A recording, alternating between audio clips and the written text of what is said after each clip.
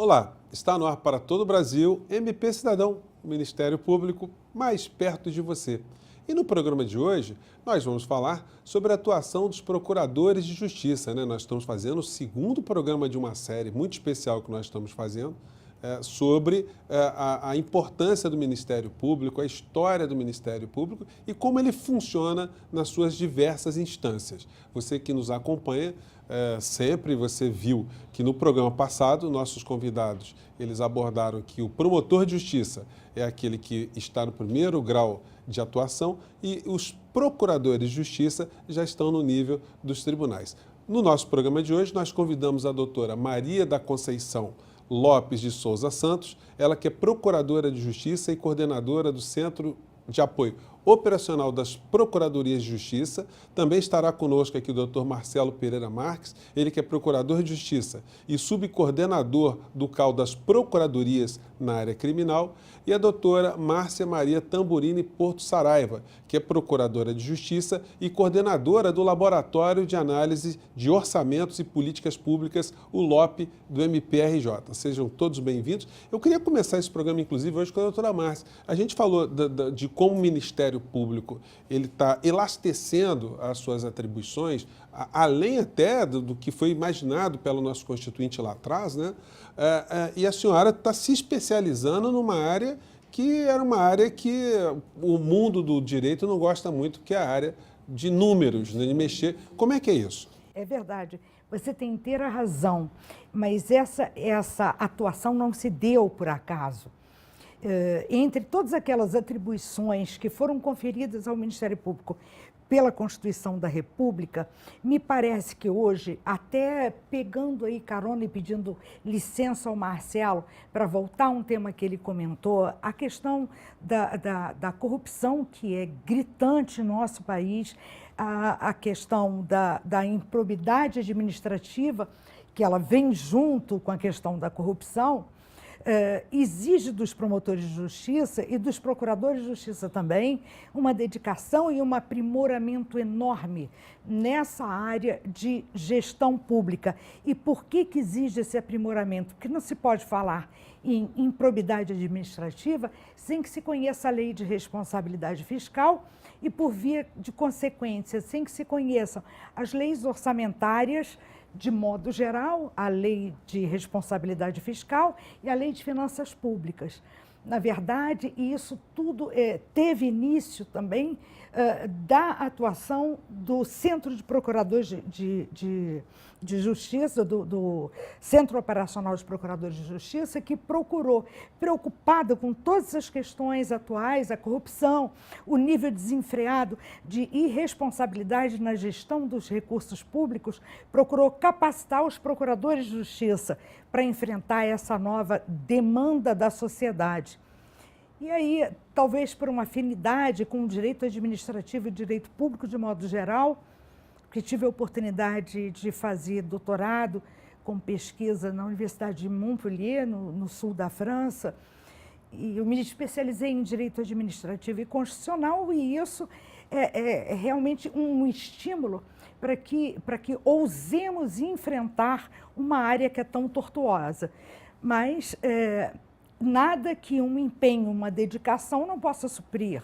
Doutora Conceição, uma crítica que se faz muito ao sistema jurídico brasileiro de maneira geral diz respeito à juvenilização dos quadros do Ministério Público, da magistratura. A senhora está num nível de atuação hoje onde se tem que ter mais tempo dentro da carreira. Como é que a senhora analisa essa questão? É necessário mesmo que só o tempo nos dê mais bagagem para a gente atuar em questões mais importantes? Eu diria que o tempo nos dá mais motivação, né? Mas isso tem que ser um processo interno de cada um, mas que parte da sua consciência crítica com a sociedade. Isso independentemente da carreira que a gente abrace.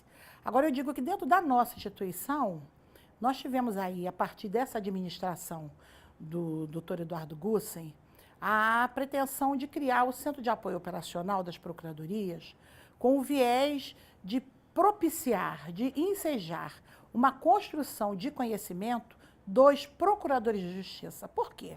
Porque, na verdade, cada um dos 196 colegas que integram o Colégio de Procuradores de Justiça, eles têm uma história institucional aonde, como eu já disse anteriormente, muito eles adquiriram, mas muito também deixaram.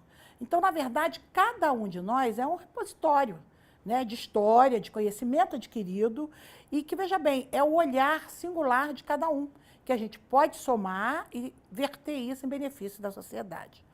Eu só vou pegar aqui uma oportunidade de destacar que a especialização das relações, como vem lá a questão ambiental, como vem as outras questões da Lei Maria da Penha, do Estatuto do Idoso, do Deficiente, ela traz para o direito uma necessidade de ser transdisciplinar, multidisciplinar. Então, hoje, não basta ao jurista saber só a interpretação do sistema, né? Hoje, você, além de interpretar o sistema pelo direito, você também tem que ter um conteúdo geral acerca das outras áreas do conhecimento humano, né? Não digo você dominá-las, mas você tem que saber que elas existem, reconhecer, às vezes, até as nossas deficiências e buscar nas academias as respostas que sejam necessárias para dar sustentação às nossas posições institucionais.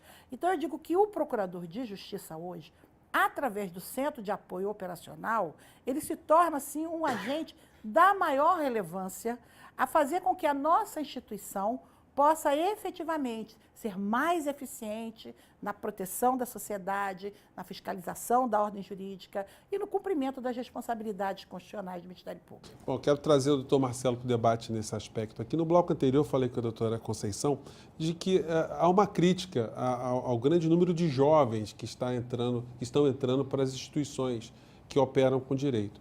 O senhor que está já num segundo nível de atuação da instituição, o senhor é procurador de justiça, como é que o senhor vê essa questão? Essa crítica procede? Pergunta excelente, porque ela nos permite esclarecer ao nosso espectador que, na verdade, o MP é um só, né? Ele é composto dessa soma de promotores e procuradores, claro, com apoio dos nossos servidores, que são dispensáveis também, que apresentam uma riqueza, né, que é própria de cada indivíduo. É uma junção de esforços, de experiências, de trajetórias, em que a juventude se combina com a experiência. Eventualmente você vai criticar, não, mas o promotor é inexperiente, ele é muito jovem, ele mal sai da faculdade. Primeiro, há um filtro. Não é qualquer um que consegue ser promotor de justiça. O concurso é muito rigoroso e exige 3 anos de experiência prática. Experiência após formado. Então, isso já dá a ele uma certa experiência. Claro, não é a nossa experiência de procurador, tem uma vivência, né, muito grande já enquanto membro do Ministério Público, mas ele não é tão inexperiente assim. E ainda que seja, vamos admitir por hipótese, né, digamos que ele tenha se excedido na sua atuação funcional. Se realmente houve algum excesso, de certo, a parte prejudicada vai recorrer. Recorrer a quem? Ao tribunal. E quem o tribunal vai ouvir? O mesmo Ministério Público, mas agora na expressão da sua experiência, do seu procurador de justiça. Então, são funções que se complementam. Raramente um processo termina no primeiro grau. Ali ele começa, mas dificilmente termina. Então, quase sempre virá a juventude do promotor com a experiência do procurador. E sem contar que, hoje em dia, a carreira é muito lenta. Então, você tem promotores de justiça com 20, 25 anos de trajetória. E o procurador de justiça, nem sempre também, né, temos aqui a prova viva disso, penso eu, não é aquele velho, né, que está ali esperando para se aposentar, ansioso, muito pelo contrário. Você vai encontrar um procurador de justiça entusiasmado, motivado, né, com a experiência que ele adquiriu ao longo da sua trajetória profissional e pessoal. Perfeito. E com essa fala, doutor Marcelo, a gente vai fazer agora um pequeno intervalo. O tema está muito interessante, a gente volta já já, que eu quero repercutir com as nossas outras convidadas essa questão também. Não saia daí.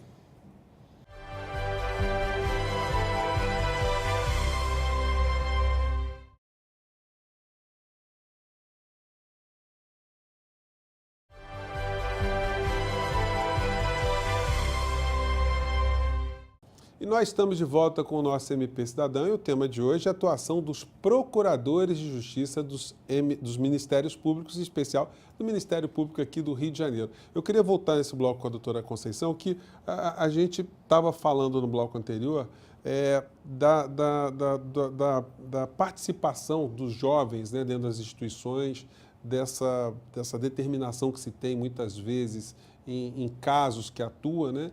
E também, por outro lado, como disse o doutor Marcelo, da ponderação, do equilíbrio das pessoas que têm mais tempo nas instituições de uma maneira geral. Eu queria repercutir com a senhora essa fala, queria saber a tua opinião.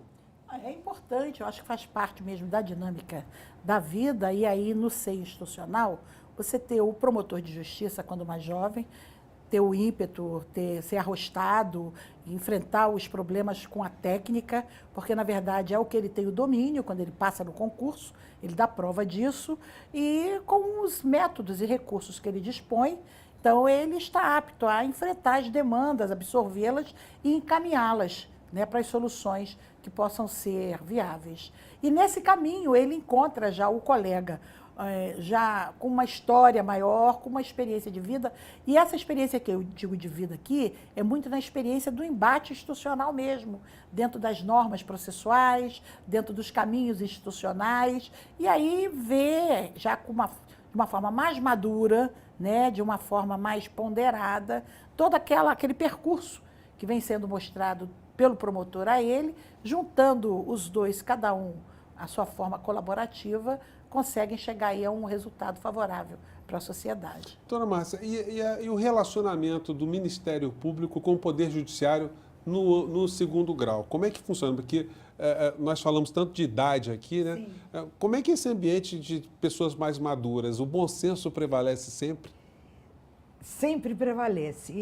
Nesses anos de exercício funcional como procuradora de justiça, o que eu tenho percebido no Tribunal de Justiça é uma postura sempre muito consensual, sempre no sentido de equilibrar, né, as diferentes correntes doutrinárias. Então, busca-se sempre a decisão mais justa e também mais razoável.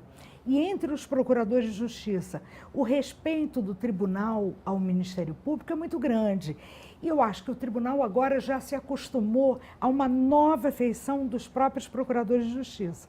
O que estava antes muito habituado a conviver com o procurador de justiça, atuando na condição de fiscal da ordem jurídica, ou custos legis, custo iuris agora, né? Custo iuris puro, atualmente ele se habitua também com a postura do procurador de justiça, mas o procurador de justiça atuante, aquele procurador que vai ao tribunal e que sustenta as apelações, sustenta os recursos do Ministério Público, interpõe outros recursos e se pronuncia verbalmente como todo e qualquer advogado. Então, o direito de voz do Ministério Público é extremamente respeitado no tribunal. O Tribunal de Justiça do Estado do Rio de Janeiro tem profundo respeito pelo Ministério Público e esse mesmo respeito o Ministério Público deve ao Judiciário. Sim. Doutor Marcelo, nós sabemos que no primeiro grau de atuação, a gente já fez muitos programas aqui, nós sabemos que o Ministério Público do Rio de Janeiro e provavelmente outros MPs também criaram os centros de apoio operacional. Isso funciona também para o procurador de justiça no segundo grau? Pois havia uma previsão normativa, uma previsão legal para que se implantasse esse CAU Procuradorias, mas, salvo engano, desde 93, não é isso? Mas somente agora, na atual gestão, 2017, é que isso saiu do papel, né? Isso ganhou realmente um reconhecimento, uma formalização, e nossa coordenadora está aqui, a doutora Conceição, e o seu papel é justamente integrar os procuradores e capacitá-los ainda mais para que exerçam as suas funções. Hoje, a nossa atuação, mesmo no segundo grau, ela é muito especializada, né? O direito ele é muito vasto e cada vez mais, pela sua profundidade de conhecimento, ele requer especialização, como é na medicina, na engenharia, enfim, em outras áreas do saber. Então, isso vale também no segundo grau. Conforme o procurador vai se especializando, né, temos aqui 3 experiências diversas. Né? Doutora Márcia na tutela coletiva, doutora Conceição na área do residual cível e eu numa área criminal. Então, cabe ao CAU Procuradorias capacitar cada vez mais esses procuradores e integrar, porque São atuações diferentes, mas que são complementares. Pois é, doutora Conceição, por exemplo, quando nós sabemos que o CAL, que cuida de meio ambiente, ele tem ali biólogos, enfim, tem uma estrutura ali para possibilitar ao membro do Ministério Público que tenha o maior número de informações específicas de uma área que a gente não aprendeu na faculdade. Como é que funciona isso no segundo grau? Veja bem, em todos esses CAUs especializados na primeira instância, além deles darem o aporte necessário aos promotores de justiça, nós temos certeza que quando precisarmos dessas informações e desses recursos, também podemos nos dispor deles. Entretanto, eu gostaria assim, de ponderar que, coincidentemente com a implantação do CAU, com essa nova configuração de gestão do conhecimento dos procuradores de justiça, ou seja, dos órgãos do Ministério Público na segunda instância, também houve a implantação de um novo sistema de processo civil no país. Nós temos aí um novo Código de Processo Civil e que, coincidentemente, quase que começamos juntos. E isso foi da maior relevância. Por quê? Porque pelas próprias normas processuais hoje em vigor, inúmeras novas formas de atuação vieram também serem implantadas e que exige vamos dizer assim, um novo olhar dos órgãos de execução da segunda instância para que possa participar desse sistema como ele está aí hoje. É interessante que, com o novo Código de Processo Civil, os tribunais eles passaram a ter uma força normativa muito grande. Isso quer dizer o quê? Muitas construções jurisprudenciais, súmulas, precedentes, começam a atuar agora de uma forma a vincular a atuação de outros órgãos do Poder Judiciário, buscando não só dar maior segurança jurídica aos conflitos, mas também dar maior celeridade na prestação da tutela judicial. Ora, à medida que o Ministério Público atua junto a esses órgãos também, então cabe ao Ministério Público, representando a sociedade, como integrante do Ministério, como o próprio Ministério Público, atuar nesse processo de renovação e de normatização. Bom, olha, a gente vai fazer um pequeno intervalo, aliás, o último intervalo, não saia daí, a gente volta já já, porque tem muita coisa bacana para a gente tratar aqui.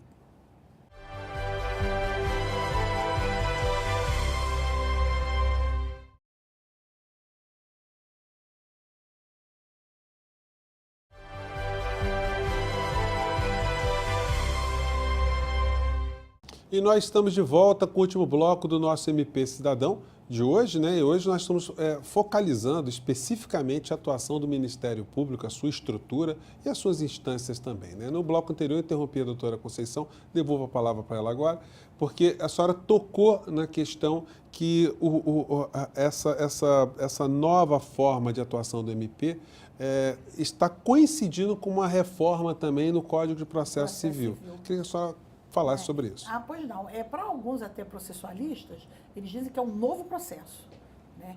E dentro dessa sistemática dessa nova lei de ritos, vieram novas formas de atuação para os tribunais. E à medida que os tribunais passam a ter outras funções, automaticamente isso vai exigir do procurador de justiça que atua junto ao tribunal também uma revisão da sua forma de atuação. Poderíamos dizer que é uma adaptação? Mais ou menos, porque ele continua tendo a figura de se manifestar nos processos caso a caso. Mas, além disso, né, ou seja, o tribunal, além de julgar, ele agora também constrói o que se chama de precedentes, de decisões que venham a vincular outras instâncias, a fim de que você possa dar maior celeridade aos julgamentos, pela imensidão de demandas hoje aforadas e que sufocam todos os tribunais, e também atribuindo maior segurança jurídica, porque nós estamos vivendo assim tantas demandas sociais que você vê às vezes a repetitividade de casos. Você muda o sujeito, mas a situação jurídica é a mesma. Um exemplo, esses litígios de light, telefônica, de consumo, você costuma muito ter a situação conflituosa repetitível. Com isso, o que se dá aos tribunais hoje? A possibilidade de, decidindo grupos pequenos de demandas ou uma demanda por afetação, ter aquela decisão estendida àquelas outras dezenas e centenas de feitos idênticos, garantindo, inclusive, tratamento isonômico a todas as partes envolvidas. Ora, nessa nova forma de atuação do tribunal, se nós atuamos junto aos tribunais, então nós também temos que ter essa nova visão, esse novo olhar reconhecendo essa nova forma de atuação que está sendo colocada à nossa disposição. Né? Doutora Márcia, na sua especialização nessa área de contas públicas, né, a senhora percebe que o gestor público ele também está evoluindo no sentido de se adaptar a práticas melhores, práticas mais republicanas, porque nem sempre quando há um erro, né, isso se dá por dolo, né? Se dá muitas vezes pela incapacidade, pela a falta de conhecimento do gestor numa área tão específica, né? Me parece que é claro que a gente não pode afastar de todo o dolo, mas me parece que a questão da má gestão do recurso público, ela tem origem muito mais no despreparo do gestor público do que na intenção de fraudar a lei. Só que o despreparo também é uma forma de descompasso com a própria Constituição da República, que exigiu e cunhou expressamente no artigo 37, no caput do artigo 37, a eficiência muito como princípio, mas como dever absoluto do gestor público. Então, é muito complicado e difícil de justificar a ineficiência ou a má gestão com a eficiência exigida pelo constituinte do gestor. O que eu acho agora é que o Ministério Público pode auxiliar nessa tarefa, conhecendo bem a questão orçamentária, as leis orçamentárias, tentar atuar preventivamente junto ao gestor, indicando a forma correta, não no sentido de substituir, indicando a forma mais adequada de interpretar a lei de responsabilidade fiscal. Quer dizer, doutor Marcelo, o Ministério Público ele deixa de ter uma atuação especificamente reativa para ter um comportamento mais proativo hoje? Proativo em várias dimensões, né? A Conceição mencionou aí o novo CPC.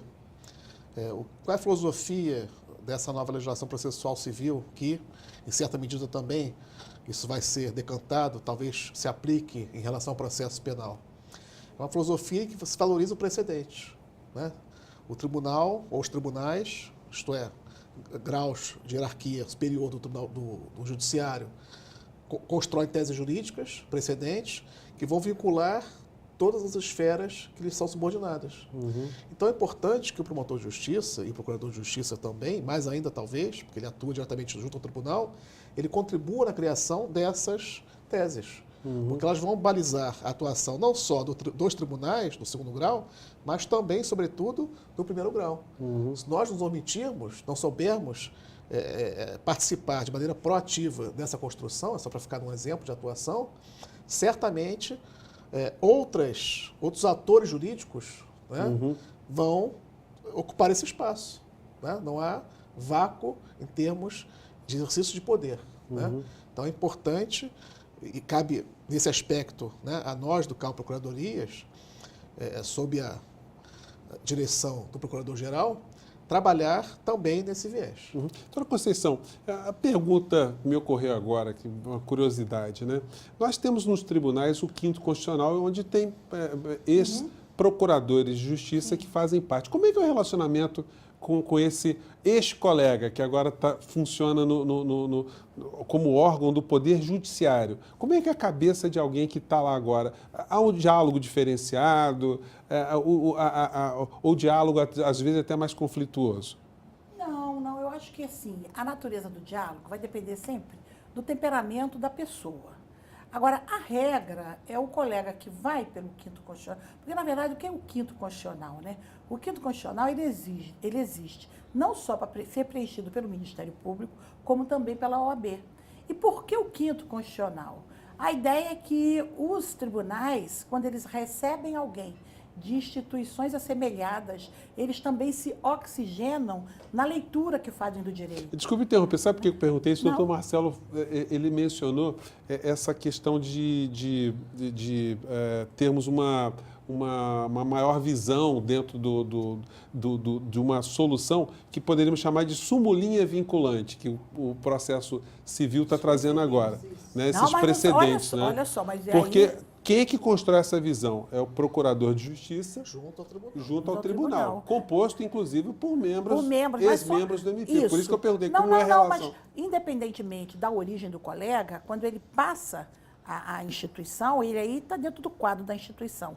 E a atividade judicante, certamente, ela tem as suas características, né, as suas singularidades. Então, o colega, a despeito dele estar na outra instituição, integrar o quadro do Poder Judiciário, o acolhimento que ele tem com os membros do Ministério Público é o mesmo que qualquer outro membro da magistratura tem, entendeu? Acolhendo as nossas teses, acolhendo as teses dos advogados, das outras instituições, né, que precisam participar da segunda instância.